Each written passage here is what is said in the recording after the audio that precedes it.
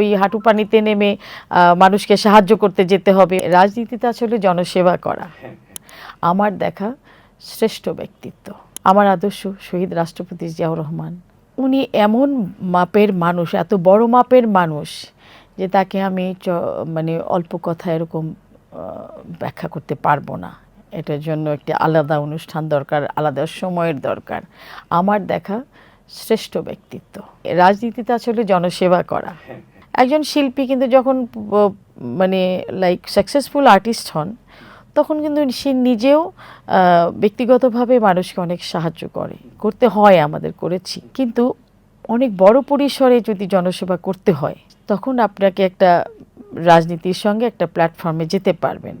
পাশাপাশি আপনি যদি রাজনীতি ভালোবাসেন, তাহলে আপনি রাজনীতি করবেন। আমি রাজনীতি ভালোবাসি কারণ আমার আদর্শ শহীদ রাষ্ট্রপতি জিয়াউর রহমান। আমি তার আদর্শ লালন করি। তার সৃষ্টি বাংলাদেশ জাতীয়তাবাদী দল, আমি সেই দলের একজন কর্মী। আমাকে দুটোই পাবেন। আমি মনে করি আমার ভক্তরা আমার গান শুনতে চাইবে যখন, তখন আমি গান শোনাবো। আমার ভক্তরা যখন বলবে যে ওই হাঁটু পানিতে নেমে মানুষকে সাহায্য করতে যেতে হবে, মানুষের বিপদ আপদে থাকতে হবে, পাশে থাকতে হবে, ডিজাস্টার হলে পাশে থাকতে হবে, সেখানেও থাকবো। আমি মাঝে মাঝে যে গানগুলো আমরা শুনছি, শিল্পীরা দে আর ভেরি ট্যালেন্টেড, তাদের ট্যালেন্ট আছে, তাদের ভয়েস আছে, ভোকাল আছে, নলেজ আছে, যেটুকু আছে এতটুকু মানে পরিপূর্ণ নয়। একটা ইন্ডাস্ট্রিকে আপনি কমপ্লিটলি সার্ভ করতে গেলে আপনাকে আরও বেশি স্ট্রং হতে হবে, আরও বেশি কোয়ালিফাইড হতে হবে।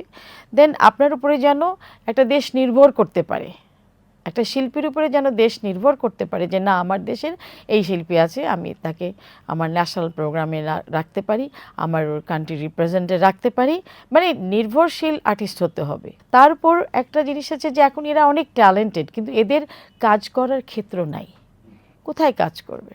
ইন্ডাস্ট্রি থাকতে হবে, কোম্পানি থাকতে হবে। সেইগুলো যদি না থাকে, তাহলে তারা কোথায় কাজ করবে?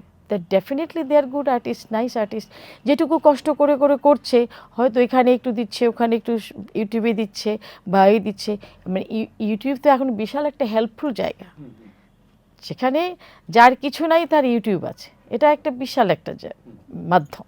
আর যদি সুযোগ হয়, যে কাজের জন্য কষ্ট করছি এতদিন ধরে, যেন একটা সুন্দর ইন্ডাস্ট্রি তৈরি করতে পারি বাংলাদেশে, আর বাংলাদেশ যেন আবার ভরপুর হয়, আবার পরিপূর্ণ হয় দেশীয় শিল্পী দ্বারা। দেশীয় সংস্কৃতিকে আমরা যেন তুলে আনতে পারি, ডেভেলপ করতে পারি।